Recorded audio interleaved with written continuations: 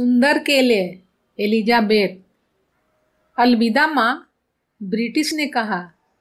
Beatrice अपने दादा को देखने के लिए जा रही थी। वो उनके लिए एक उपहार लेकर जा रही थी, केले का एक सुंदर गुच्छा। रास्ते में उसकी मुलाकात एक जिराफ से हुई। जिराफ ने अपनी लंबी पूंछ हिलाई। पूंछ ब्रिटिश के सिर के केलों से टकराई और फिर केले छपाक से नदी की धार में जाकर गिर गए। ओह, मुझे माफ करना, जिराफ ने कहा। फिर वो ब्रिटिश को कुछ फूल देने के लिए नीचे झुका। मेरी दादाजी को ये पसंद आएंगे, ब्रिटिश ने कहा। फिर मधुमक्खियों का एक झुंड फूलों पर आकर मंडराने लगा। अरे, ब्रिटिश रोई। उसने मधुमक्खियों को मारा, लेकिन उससे सब फूल कुचलकर खराब हो गए। मधुमक्खियों ने कहा, हमें बहुत अफसोस है।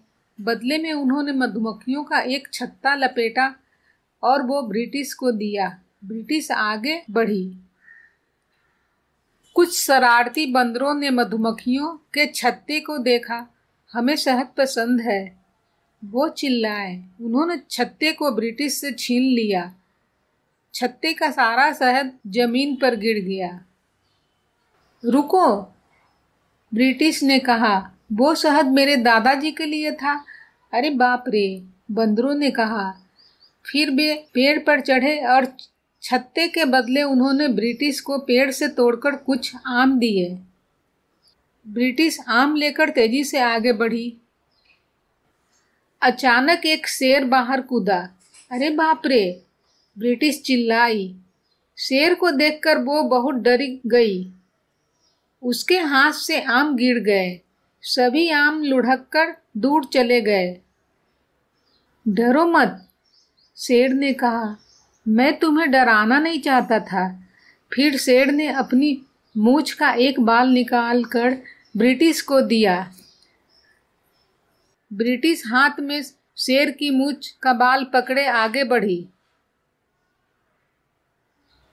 एक तोते ने शेर की मूंछ के बाल को देखा। उसे वो कोई टहनी लगी।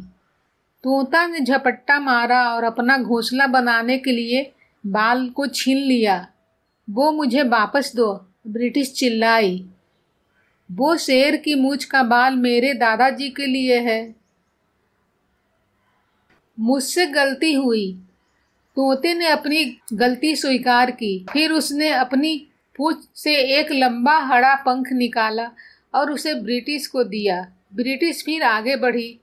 आगे एक भूरे रंग की लंबी चीज रास्ते में पड़ी थी।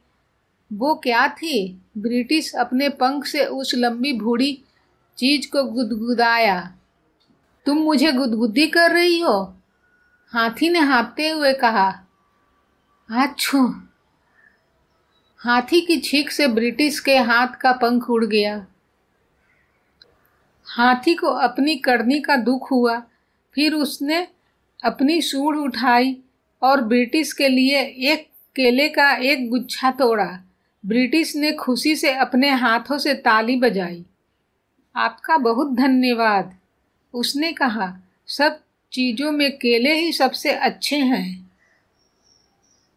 अंत में वो दादाजी के घर पहुंची और दादाजी ने बाहर आकर उसका स्वागत किया।